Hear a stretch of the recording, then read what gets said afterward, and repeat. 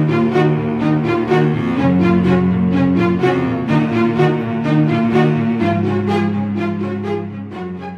everybody. Welcome to another edition of the Fitter and Faster Coaches Corner. I'm your host, as always, Mike Murray. Today, I'm super excited. And for this episode, you have to have a lot of energy. You better bring the enthusiasm because we have Bobby Guntoro on with us today.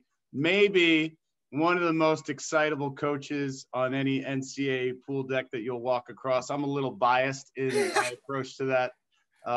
But Bobby, thank you so much for joining us. How is everything going building the program at your alma mater? It's got to feel pretty special being back where it all started for you. Yeah, well, first, thanks for having me, Mike. I really appreciate it.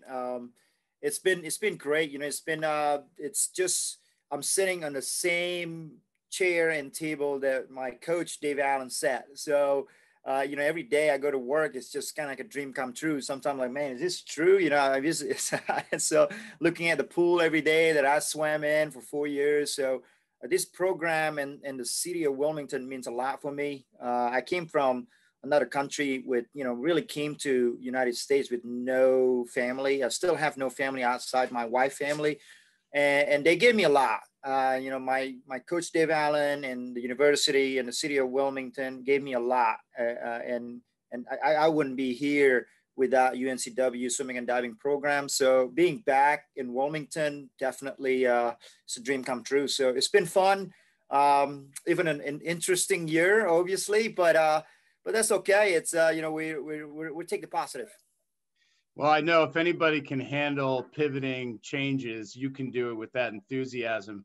Talk to me, Bobby, about the state of North Carolina, why it's important to you. You had a wonderful run with Braden Holloway at NC State. You had such a great experience there. So many great coaches working with you there, and coaches who have now gone on to be head coaches elsewhere. Our friend Brant Nigro at West Point, and a few others. Talk to us about the state of North Carolina and why you've been so successful there, and some of the things that make Braden's program so successful at NC State.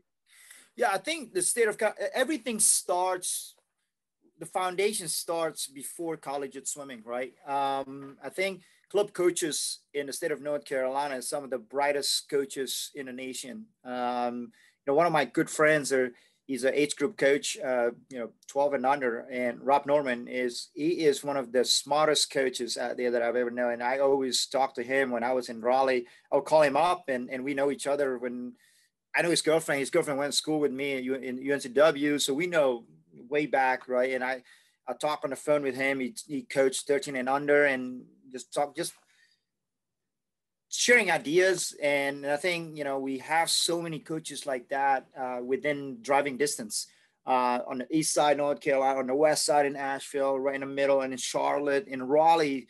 It's just so rich, the history of the swimming history. So I think that makes really a perfect situation for collegiate programs to be successful.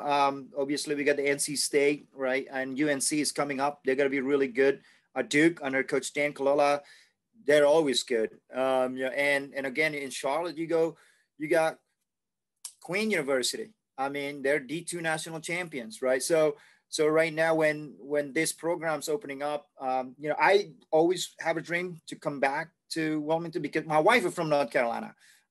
So we wanted to build our family where, you know, I like to have a son or daughter. And when I was obviously growing up, and now that I have a son, we have a son, I want him to grow up near my wife's family because my family is halfway around the world. So, so I promised my wife that, you know, when we have family, we will be close, a little bit somewhat closer to her family, a driving distance. So I wasn't thinking about UNCW, but when this job is open, and you know, we had some conversation, and they wanted to reach a different level. They want to reach a new level. They want to compete in NCAA, and I know we have really, really good facilities, and I know we have a really good swimming community in Wilmington itself, let alone the North Carolina. I mean, we're 2 hours away from Raleigh. We're about 3 hours from Charlotte. I mean, you combine the two together between Raleigh and Charlotte, I mean, we can make it possible down here in Wilmington, and you know, the school in Triangle got to share the wealth with us beach people. So, and we always say, hey, you know, you can go surf down here in Wilmington outside. You know, maybe your taper practice is going to be surfing. No, but you know, I think it's just such a. I'm a swim nerd. I follow swimming, all age group. I mean, the master program is insanely competitive in North Carolina. Some of the master records, national records, we have master program here in at UNCW pool. There's some of the fastest swimmers in their age group in national wise, and they practice every day. So it really, you know, it's just the energy level and the swimming side of it. It's another level, I think. So I think that create a very competitive collegiate programs. Well, you see it, and it's great to see that UNC is starting to come back. And you mentioned it in the Triangle. There's so many great rivalries there, and you guys have really been able to tap into the time that you were at NC State, that energy, and your roster was highlighted by so many great club athletes from North Carolina. And I know that you'll work to do that at UNCW. One of the things that I just saw you post on your social media is a new Dryland room. And you're really a big proponent, I think, of physical literacy and developing athleticism with your athletes. Talk about what you guys are doing for Dryland this year. Absolutely. This year is a little bit different because, you know, I like to call it evaluation year. You know, evaluate myself, evaluate the program, evaluate the organization overall. And just kind of, I think taking time is important. For me, especially with this program right now. So in terms of Dryland wise, we're evaluating our student athletes in terms of what they do, what they can do, and what's their best potential. And we kind of start with that. Very generic, to be honest with you, because we don't know what's the consistency, what's going to be like. You know, we may get paused. We did get paused, and you know, or we may be able to continue to move forward. So the focus was like, hey, let's make sure that we're hitting flexibility, we're hitting overall full strength. We're not doing too much here and there, but we really, you know, take our time to get to that point. In fact, we just had a staff meeting, and my message to our strength conditioning coach is just, hey, let's make sure we're keeping it simple. In the month of January and February, we don't need to go into, yes, we're big into Olympic lifting. I like Olympic lifting. I think that's the most powerful movement for weightlifting side of it. But I told them, hey, let's keep it simple on the Olympic lifting, and maybe for some people that they're very flexible on the hip flexor wise of it, maybe let's move the bar instead of from ring squat and just go a little bit more underneath bar. So let's just be conservative. So the theme of this year is very conservatively moving forward. I think that's how I put it down together, I guess. In terms of Dryland outside the weight room, we're just focusing on, again, building up the aerobic capacity wise with a lot of jump ropes, and still building up some muscle endurance capacity with some medicine ball, but nothing really complex. And again, being conservative and not getting hurt it's really important. So we're really focusing on that for this year. It looks like you have some fun things planned in that room, and I know that the divers will be super excited because you got a good setup there for them. One thing I wanted to really focus on today was you are one of the best young coaches at developing a sense of fun at practice. Couple things come to mind, and some of the stories I know firsthand from things that Michaela told me, and then other times I see you on Instagram tossing back and forth a water polo ball, and then the kids are sprinting 15 meters into a turn, going a hard underwater kick and a no breath breakout. Talk to me about some of the things that you do to incorporate fun in your workouts, and then we'll jump into every other facet of that question. Sure. You know, I like to challenge myself more. And you had a really, really great interview with Dave Salo. He's my hero, man. I mean, you know, as a young, I mean, he was at USC already when I swam, and I followed him, and I really heard a lot of interviews. One of the things that I think my first year at NC State or my second year at NC State, I was a graduate assistant, and the volunteer assistant that year at NC State, his name is Wes Foltz, who's an assistant coach at Virginia right now. Wes Foltz and I, we got the shift of driving back and forth between Greensboro and Raleigh every day after every session.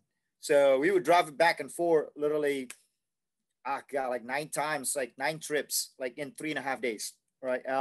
So it was a lot, but it was at Wes Foltz car, and we were listening to a lot of podcasts, and one of our favorite was Dave Saylor, because we both are a fan of Dave Saylor, and Dave is such a big influence in terms of understanding the physiology, understanding the science behind what you're trying to accomplish. So I challenged myself to really getting understanding the physiology standpoint, the science behind it, rather than focusing on the sets, rather than focusing on 10 100s, to what type of stroke technique, whatever. Let's just focus on a physiology standpoint and understand what we're trying to accomplish with this particular swimmer. And everybody's different, right?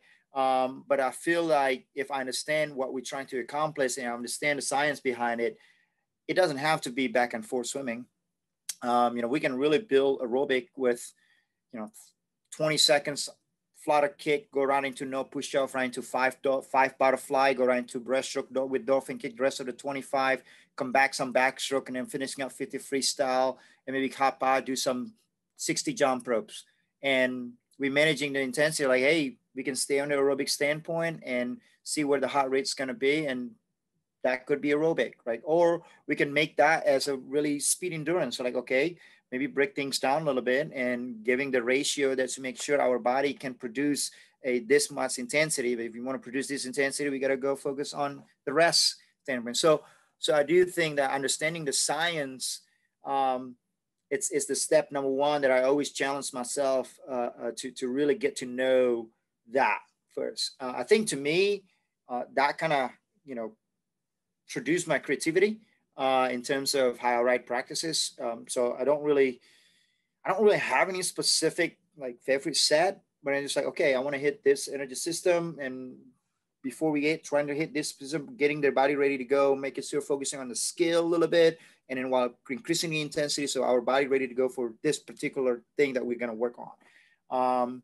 So that's kind of, and allow me to be very, very, allow me to have freedom. Sure. And when you have freedom, you have fun.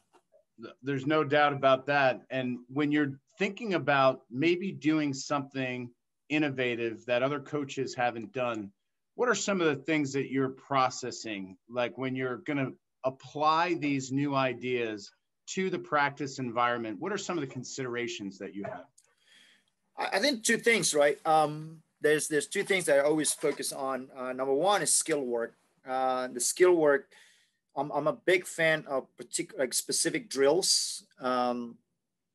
It's like if anyone ever trained 50 freestyle group under my training group, they barely, well, number one, they don't have practice in front of them. And number 2, like every drill that I do is always very, it's almost like not the same drill over and over again in the one block. It's almost like I have 3 different drills or 4 different drills. And I will go drill number 1, go to number 2, go to number 3, go to number 4, and back into go number 1, number 2. So get the brain going a little bit more. So when it comes down to skill, I would always focusing on, okay, what type of drill that get their mind working. So instead of trying to go creating perfection, and instead of trying to create a, how do you put it to words, a more execution wise, and teaching the brain to execute what we're trying to accomplish, whether it is a good catch, whether it is a rhythm type of drill, whether it's a power drill. So that's what I'm always thinking about. Okay, involving the brain and forget about repetition is good, but I'm not a big fan of repetition in a way, because I want them to execute, and I want them to know how to execute rather than to repeat. Because, in our world, in collegiate swimming, I mean, especially in the swimmers that I work with over the past few years, you know, in the sprint side, you know, repetition, sure, it gonna help your muscle memory, but if you don't know how to execute 50 freestyles, everything is execution, right? If you don't know how to execute, you're sitting at night just watching the finals. So for us, so I always focus on execution drill and moving on and not giving their body a chance too much. Like, oh, I messed up right now, I'm gonna get it done the next one. Well, no, like the next one is a different segment. Then after 3 or 4 different segments, we going back to segment number 1. Then they have to like, oh, wait a minute, how do you do the first step? You know, so there's always kind of like that. I'm a big fan of that when it comes down to skill. And then when it comes down to energy system wise, so I always know, again, my brain works in seconds. So if I want to go, hey, power, like it's 7 seconds then or less, pure power. And then we go, and I would do, all right, it can be, let's see, 5 cycles. That's 5 cycles freestyle. That's probably about 6 seconds or so, like 1.0, 1.1 stroke rate per cycle. Or butterfly, we go, okay, 6 strokes. That's the lower end of the power. If you want to go maximum power, it'd be 5 seconds, right? I mean, the longer the duration, the less power you're going to produce. So to me, when you get into energy system wise, I'm always like, okay, what energy system we're trying to accomplish here? And again, I think the word freedom, it's really is. I think writing practice like an art, and you kind of create an art, but there's a perimeter of the art that you're creating. You make sure that, hey, make sure you stay true to what you're trying to accomplish on whatever practice you write. So for me, that's always in my mind. And skill work is so important that water is not a normal element for human. We only spend 2 hours out of 24 hours, or maybe 4 hours out of 20 hours. So every time that we hit the water, hey, let's not waste our time to just kind of let your mind wander. So I think that's my philosophy when I write practice, and trying to be I want to be able to be as creative as possible within the perimeter that I'm trying to accomplish whatever particular practice we have. Is that goal for creativity based on your passion for wanting to make the work a little bit more fun for the athletes? Absolutely. 100%. Absolutely. You know, I'm a big fan of athletics. I'm a big fan of track and field. Man, they go so fast, like about 8 seconds, and 9 seconds and 10 seconds, right? And then you go to 200, but they don't run miles and miles and miles. I mean, it's different sport. I understand, right? I understand, very different sport. And depend on the type of swimmers that we work with. I always happen to work with middle distance and sprinters, and coaching Andreas Vazayos at NC State challenged my other side of the coaching. More like, hey, we need this aerobic base, because essentially the better your aerobic capacity, the better you can do some repeat 50s or repeat 75, some race-based work, and the better your skill is going to be. So there is some understanding that, and obviously with the sprinters, yes, aerobic for muscle endurance capacity is really good and really important, but it doesn't have to be back and forth swimming. We don't have to hurt the muscle that we trying to use to swim fast the next day by doing repetition swimming. So yeah, I mean, I'm very fortunate as a swimmer. I was swimming back in Indonesia. I swam under a coach that never do more than 3,000 per practice. He just, because he didn't like to write practice. my former coach, he just kind of almost like Eddie Reese. He has something in his mind all the time, and so he knows what he wants, and then he doesn't have to write it down, and he just boom right there. and then I went to Australia. I trained under Grant Stolwinder. He was the coach for Eamon Sullivan, the sprinter from out of Australia, and I swam with Eamon for about a year, and he was very technically savvy, but no resistance swimming, no resistance, everything over speed, everything efficiency. And he's always thinking about, if you want to go fast, why do you go slow? And then I went over to the United States side. I swam at Bowls, and under Bowl, I mean, I was swam under Coach Jeff Popel, who's now the head coach at Florida. He was great IM coach. I learned how to swim more than 3,000 with Jeff. Jeff would know this. And then I finishing up my Bowls career with Coach Rick Bishop, who's associate head coach at Michigan, done wonderfully with the program on the women's side. Rick really teaching me how to go more middle distance type of swimming and more kind of like a sprinty and a middle distance. And I came to UNC Wilmington, I swam under Coach Dave Allen the fall semester. And then my Christmas gift every year would switch into the sprint group trained under Todd DeSorbo, who's the head coach of Virginia now. And Todd was very power swimming, everything resistance. I learned a lot from him on power swimming and resistance swimming, very the opposite of Grant Stonewinder. And I had notes on Grant and I had notes from Todd and what's the difference, why each program were very successful. And then obviously I got my PhD in coaching at NC State because my professor was Braden Holloway, was a big, influence of my coaching career. And Braden's really, really good about being consistent in terms of, actually all of them, like I learned from Braden, Todd, Gary Taylor, and Mallory Hutchin. Those four coaches, they were very, in the beginning of my coaching career, they were very consistent when it come down to, they know exactly what they did last week at that particular practice. And they know exactly how to move forward from one week to the next week, to the next week, to the next week. So that's kind of what I learned from those coaches, that making sure, hey, it doesn't, if you don't know anything, but if you know consistency, you're going to go somewhere. That's a start. So that's me. I'm a pretty big in terms of making sure I write notes on everything.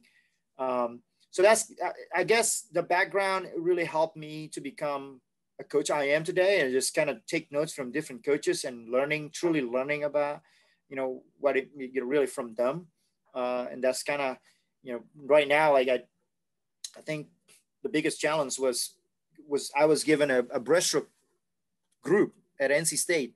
It was 5-6 people. My job was just to get them swimming fast. And Braden was like, okay, congratulations. This is a group for you. I had no idea about breaststroke. That was my weakest stroke. But Braden wanted to challenge me, putting me in a situation that, hey, work with these guys and girls.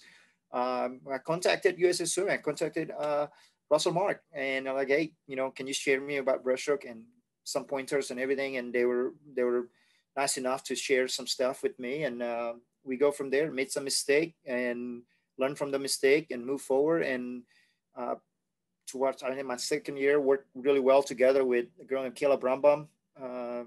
I worked with Braden, in conjunction with Braden and Mallory as well, and myself, and we kind of give some influence on the type of breaststroke work that we were doing at the time. And our senior years to drop from 00 to 58, and from 209 to 205. That was pretty, and she went on went 224 long course meter. So that was a pretty good success. I think that was fun. The good old days, I guess they call it.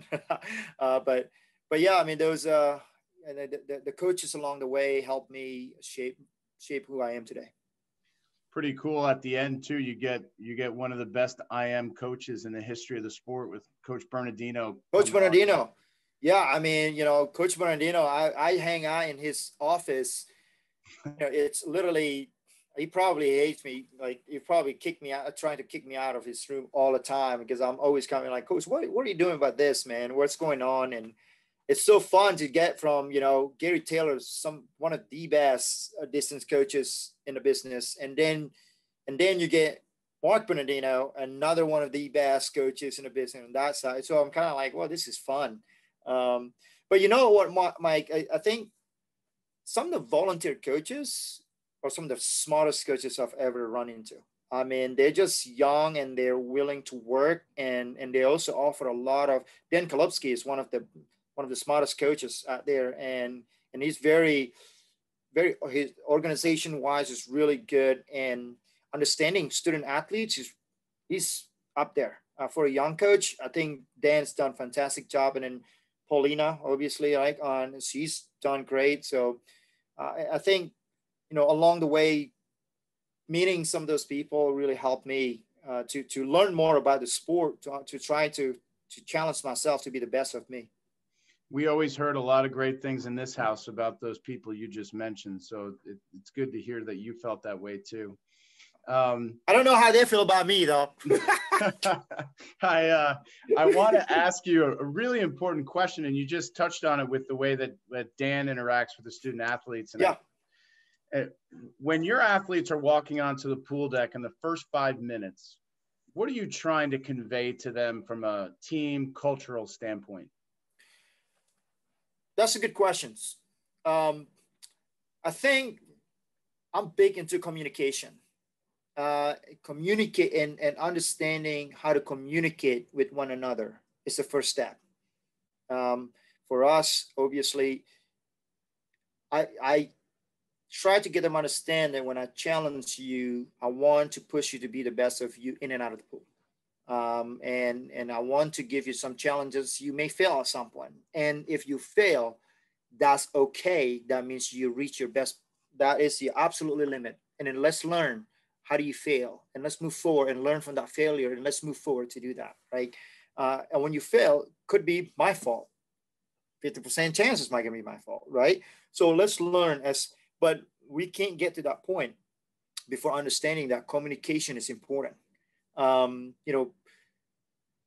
learn it more as an associate head coach. You have a lot more time to get to know. As assistant coaches, as an associate head coach, you got a lot more time to communicate with everyone and with the people that you work with, because you as associate head coach, I had 20 people in front of me, and that's the only people that I need to get to know them really, really well and communicate with them. Understanding them as a person is really important. Understanding their goals and understanding their personalities. I always tell them that, I always tell them, you and I are we're different people. You come from different background. I come from different background. But you come here because you believe in one thing, that we want to be a part of the team, which I want to be a part of the team as well. We want to contribute to the team. So, understanding that we both have different backgrounds, but we're communicating with each other is going to help us to really show how we can work together really well. And there are some points going to be like, we're human.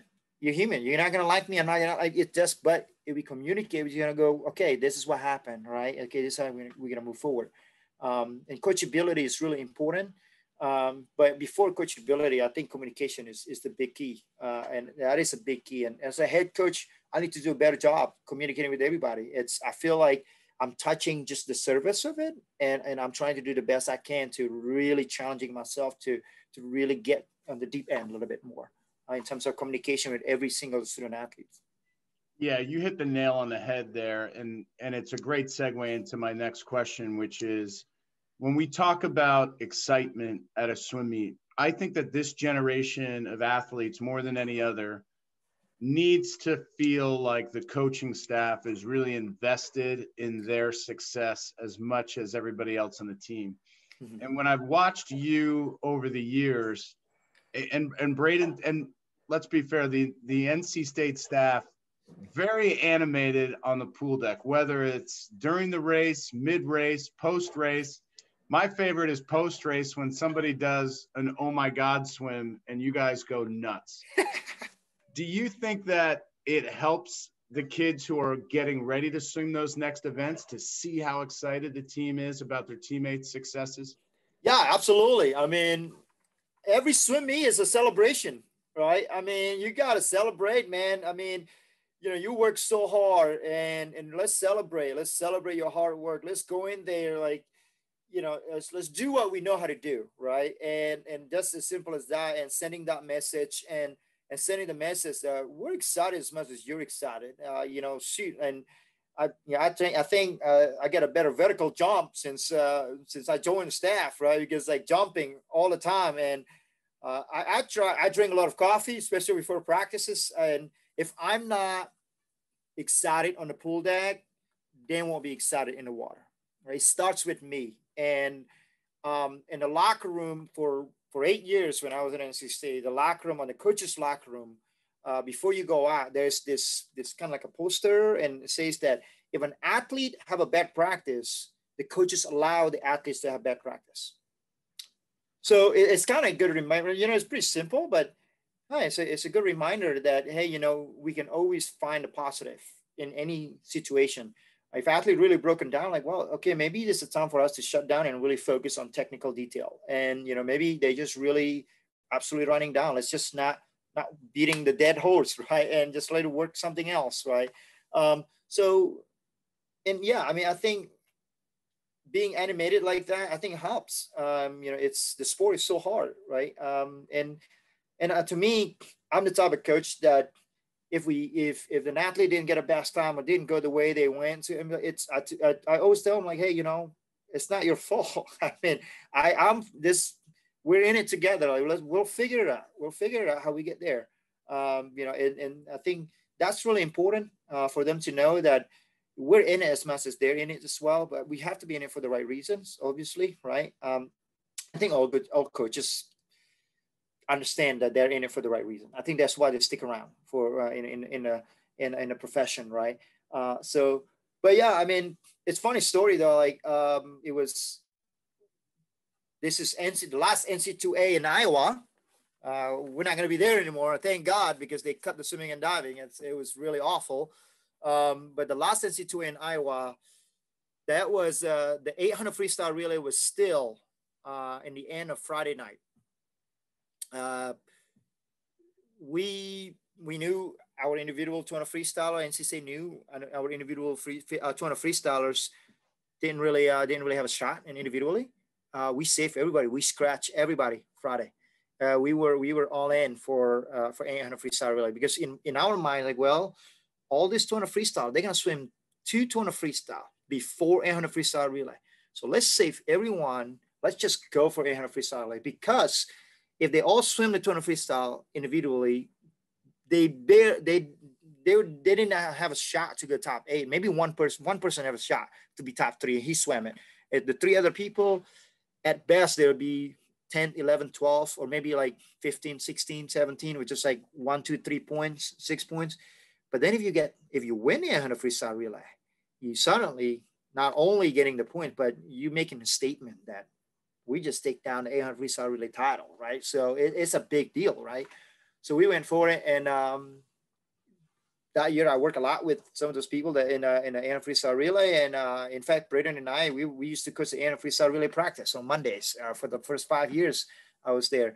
So we had a lot of investment in that, and I was going crazy on this because we knew we have a good shot to be top 5, but we were leading until the last 50, and we were like, holy cow! Like, I was going nuts, And after the race, we got second, but we just celebrated like we just broke a world record, And I remember like one coach came up to Gary Taylor, was right next to me. Gary was fired up too, but I was going crazy. And then one coach came up to Gary after, like, hey, you need to tell your coworkers to calm down a little bit. And Gary's like, you don't even know like how he looks like during the day. This is not even close. So, but that's just me, I just kind of, well, you see what you got. And I do, wear my emotion on my sleeve. And I think it's a good thing. Maybe that's my weakness. I don't know, so, but that's just the way I am. So I'm comfortable that way. It looks super fun. I can tell you that. It looks super fun. I've worked on my vertical jump over the years too. I've seen you on that. You got excited, man. Hell yeah. Yeah. One thing that I wanted to ask you, Bobby, and I know it's been a really important part of your program throughout the years, is your approach to underwater kicking. So what are some of the things that you do to work on underwater kick? I know a lot of times we don't spend enough time as club coaches focusing on that. And it's probably one of the things that athletes really improve on when they get to college. So what's your approach? That's a fifth stroke. I mean, the fifth stroke is underwater kick. So we have the luxury of having 9 practices a week.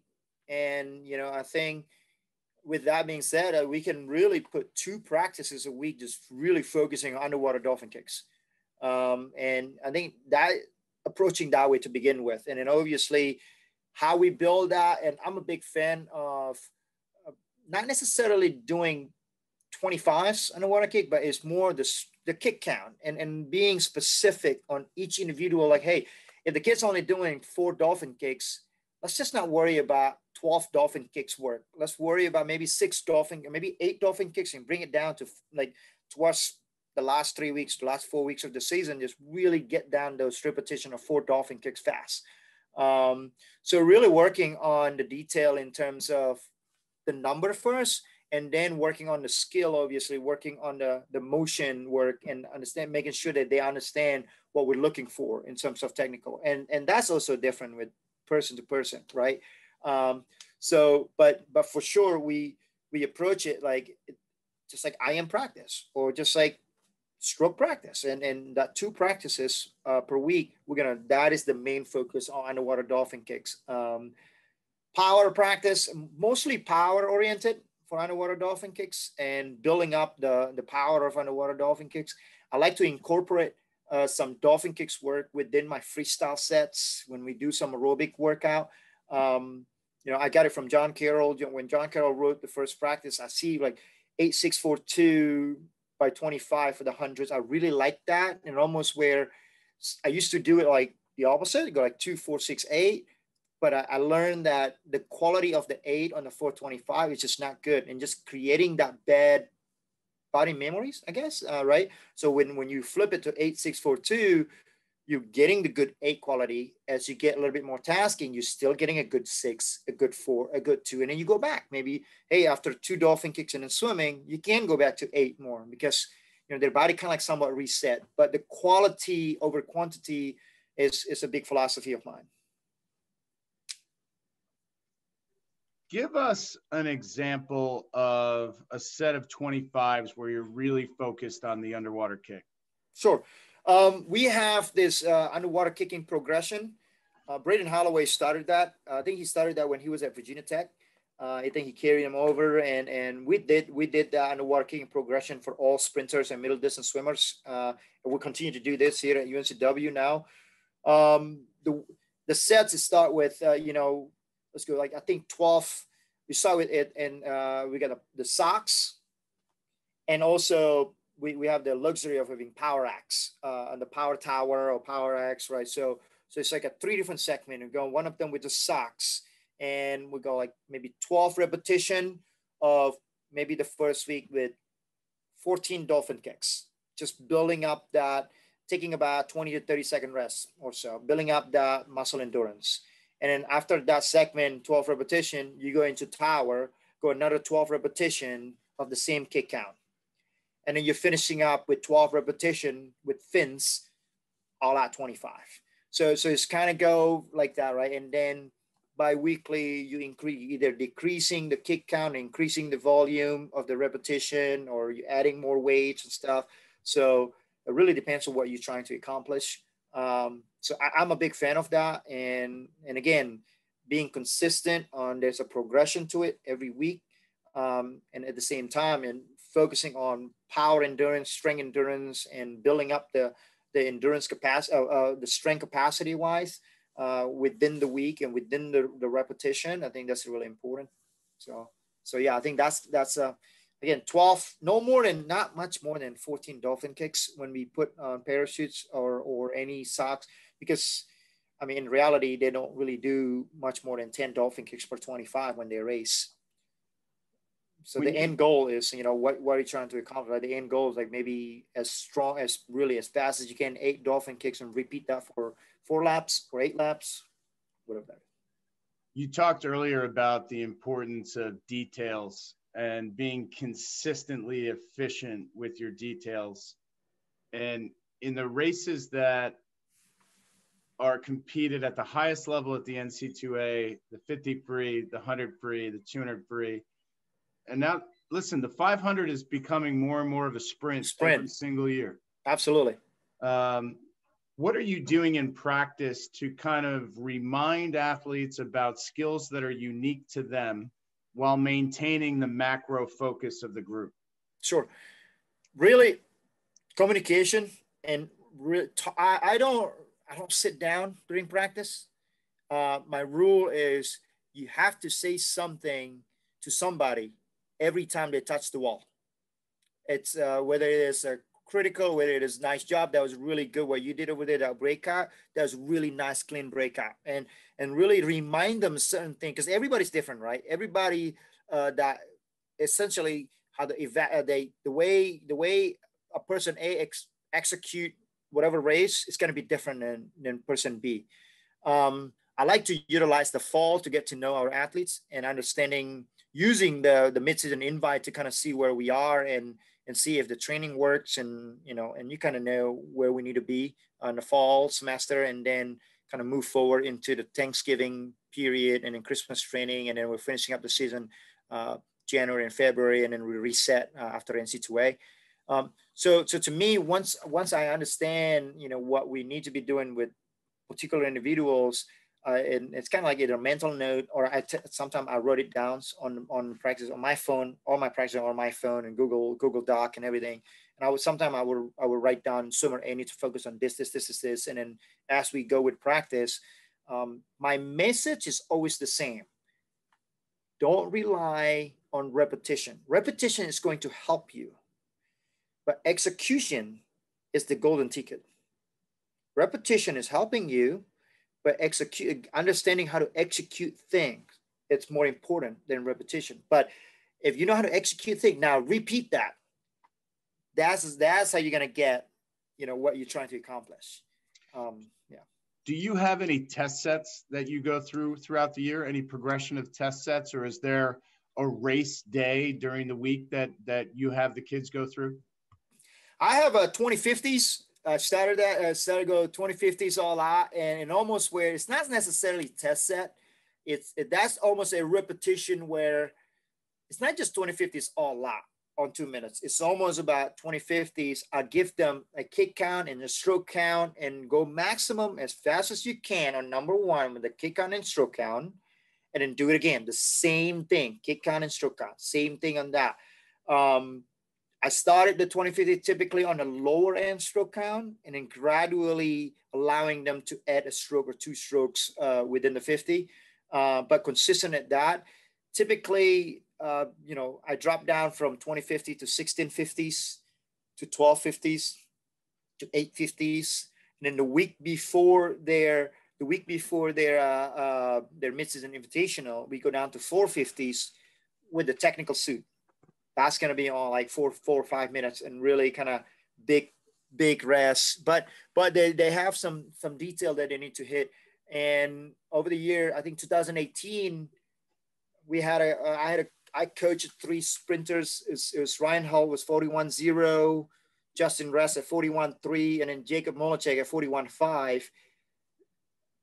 The 50s repetition, I wrote everything down. I wrote their stroke count. I wrote all of them, their mid 50s of within the 100 freestyle, mimic exactly the repeat 50s on the 450s all out on that set that we give them. How fired up are the guys or the girls when you get to those 450s before the mid-season? Oh, man, that was like good times.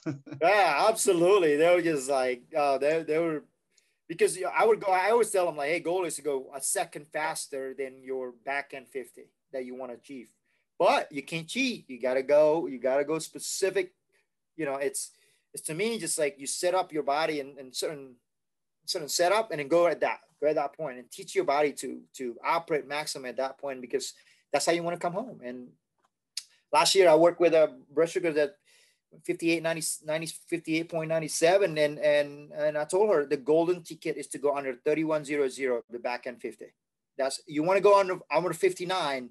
You've got to go under 31.00 in the back 50. She came home in 30.97 at finals, in the ACC finals, and she went 58.97. So I'm not right that often, but that one I was particularly on it. So she's the one that mentioned it to me, like, hey, you told me about to get under 31.00. I came down and I came home in 30.97. I went 58.97. Like, well, that's pretty cool. So there's so many things that we're learning about breaststrokes, and particularly the underwater pullout. What are your keys to great underwater pullout? Oh man, it's I think more on the efficiency. Well, I think the first one is the fastest your body traveling is pushing off the wall, right? And a lot of people, a lot of breaststrokers, I've seen this in all ages, all level. A lot of time when they push off the wall, they're traveling so fast, and then they got I got a dolphin kicks. That first dolphin kick, they're breaking their body lines too much on the upper body, and they slow down, and then they're trying to create another. But hey, you're just traveling so fast, and then you slow down immediately. So making sure that we're efficient from the dolphin kicks into the first pull out. And then from there, I think everybody teaches the same, and really being narrow and then going back into that line, and then go start. But I think the key component is that maintaining the speed, or a little bit less slow down from the pushing off the wall into the dolphin kicks into the first pull out. Understanding that, and I think once you do that, I think you'll be able to get a really, really good efficient underwater pull out. All right, man. We've made it to the quick fire questions, and I got a good one to lead us off, and that is, will it take a sub 21 second performance in the men's 50 free in Tokyo to win the gold medal? Absolutely. Caleb Dressel is the GOAT. Caleb Dressel is the GOAT. I mean, God, the guy is, I talk to Coach Troy all the time. I'm like, man, Coach, what do you do with the sprinters, man? Come on. Share the wealth, man. Come on. No, I mean, you got so many young swimmers. Michael Andrews out there, right? For the United States. Ryan Held still going for it, right?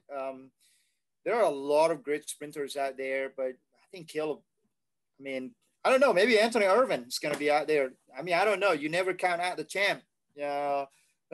So, and then you got on the European side, you got Florent Manadou is back. He looks good. I think it's going to be in a good shape again, going into the Olympics. And then Bruno Fratus, it's going 21 is like going interval with him. 21 every time, right? So there's so many great sprinters right now. It's such a cool scene to watch, to be a part of. I'm just watching. I'm as a swim fan, I think Caleb Dressel is gonna get it done. Only if he's not too tired to getting into the 50 freestyle. I mean, I don't know what's his event lined up. For God knows, he may be swimming 400 IM. So I don't know. He's going those 4,400s with Troy. Yeah, exactly. Bobby, we've seen so many fast women's performances in the last couple of years in the NCAA. How far away are we from a woman making that 19.9 mark come up on a relay split? Man, you're really pushing the dream here. I don't know. It's I mean, 20 once. I mean, we got how many women are going 20-point, right? I mean, you got what, 3? Yeah, I don't know. Yeah. Like, and so many age group swimmers now going 21 mid to 21 low. I mean, that's going 21 is just. I mean, I think it took 21 just to make a top 8. In NCAA, that's insane. When you and I were in high school, the junior national cut in the 50 free was 21.6 for guys. Yeah. And that was fast. We're going 20-point and be like, we're the man. We're the man. I'm the man. We just went 20-point, but right now you got, my God, like this, I guess the message is, the boys got to learn how to swim like a woman, like swim like a girl. I mean, they're just, I don't know. I don't know. I don't know how, when are we going to see 19 seconds? Maybe still a little bit of while, maybe. But I like to be wrong. I love to see that. And that's, I hope I'm still coaching when a girl will go 19. The women's 800 free in Tokyo. Are we going to see a sub 8-minute performance? In 8 minutes? I mean, Kate Ledecky, and then you got a girl from Australia. What's her name? I can't remember. But I mean, now I feel like for a long time, Katie Katie dominated that, and then now hey, you got a newcomer out of Australia that's keeping her on her toes a little bit. Maybe not. Maybe it's just, but I think again, you never count out what Katie Ledecky and the Stanford crew can do. I mean, Stanford coaches, they get it done when they need to get it done. No doubt about it. All right, you ready for this one? Yeah. Strongest hat game: Holloway, Hap, Nigro, Bobby Guntoro. Or Guntoro. Guntoro, absolutely. Look, I asked John, like, hey, should I wear this one or I wear this one? Look at that. Look at that. Yeah. Or this one. Boom. I mean, you know. Yeah, you got it. That had the mesh trucker hat was probably the first piece of equipment that you got when you went back home to Wilmington. Absolutely. You got to fit in with the beach community, you know. No, man, it's everything. It's the beach community. Have you been to Wilmington before? Yes. Oh, yeah. So yeah, it's such a beautiful place, and we like to keep it that way. Keep the hidden gem. Keep it smaller. Yeah, so yeah. Most competitive slam ball coach: Bernardino, Holloway, or Guntoro? I'd say probably not the best at it, but the most competitive, probably Brent Nigro. He suck at it. he's probably the worst out of us, but he warmed up for like 30 minutes. You have like rolling all this thing. I'm like, Brent, it doesn't matter how long you warm up. We're still going to kick your butt. Come on. Hey, when is West Point and Wilmington going to get together for a little dual meet? Next year. We're going to make it happen. We're going to try to bring them down here, or I'm not going up there it's too cold, but they got to come down here. Well, hey, Bobby, listen, man, we really appreciate you being on. Thank you from the bottom of our heart and our family for everything you did for us. And, we're so excited for your new opportunity. And I know it's going to be fun to watch the success of the program. And we really appreciate you being on Coach's Corner today. Thanks, Mike. I appreciate the time, and hope everybody's safe and well. And looking forward to see you guys soon. Yeah, absolutely. Thanks, everybody, for watching. A recording of this will be available on our Fitter and Faster website, as well as on our multiple social platforms. Bobby, good luck, swim fast, and have a great 2021. Thank you. Bye-bye. Bye.